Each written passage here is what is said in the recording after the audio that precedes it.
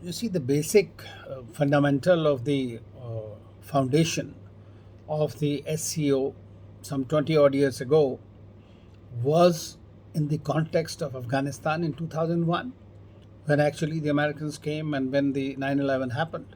So, Afghanistan has always been central to it. That means terrorism has been central to it.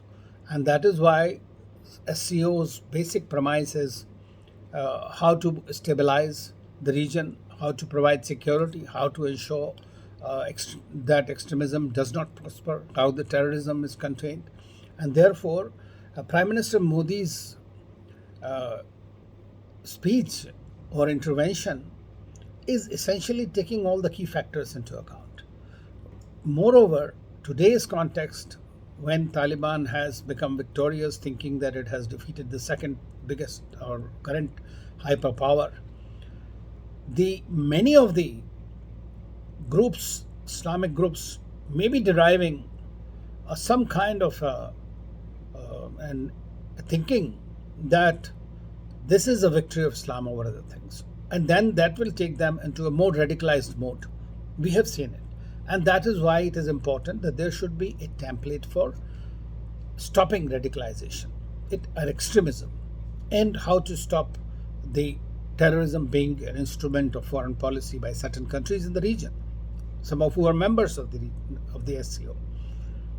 So this is what he has been trying to say. He is saying also that do not forget, connectivity has been one of the primary concerns of India with the Central Asian countries, who make a majority of the grouping, and including with China and Russia and India.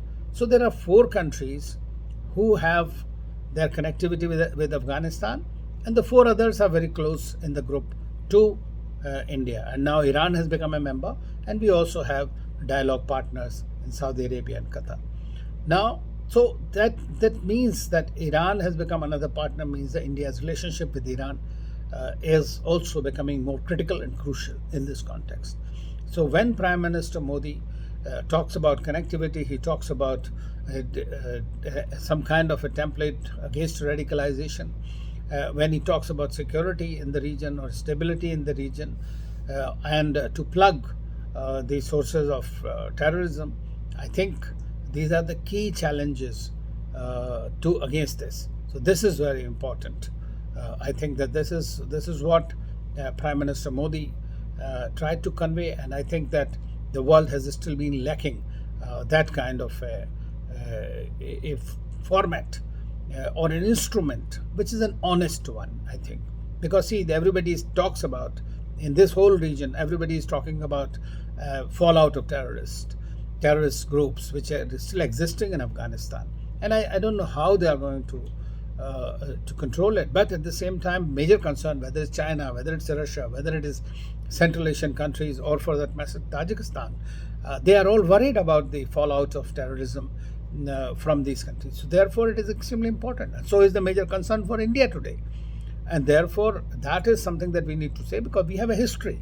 We have a history of 40 years of suffering from cross-border terrorism, and we have also seen that one coming out from Afghanistan with the help of Pakistan. So India's concerns are very, very legitimate, and I think that both Prime Minister Modi and Foreign Minister Jaishankar have very aptly conveyed India's concerns. Of course, the rest would be discussed as to what kind of mechanism will be formed. We already have a RATS, a structure within the SCO, but it needs to be honed along with giving complete teeth to it, not only merely doing counter-terrorism exercises. That's what I think.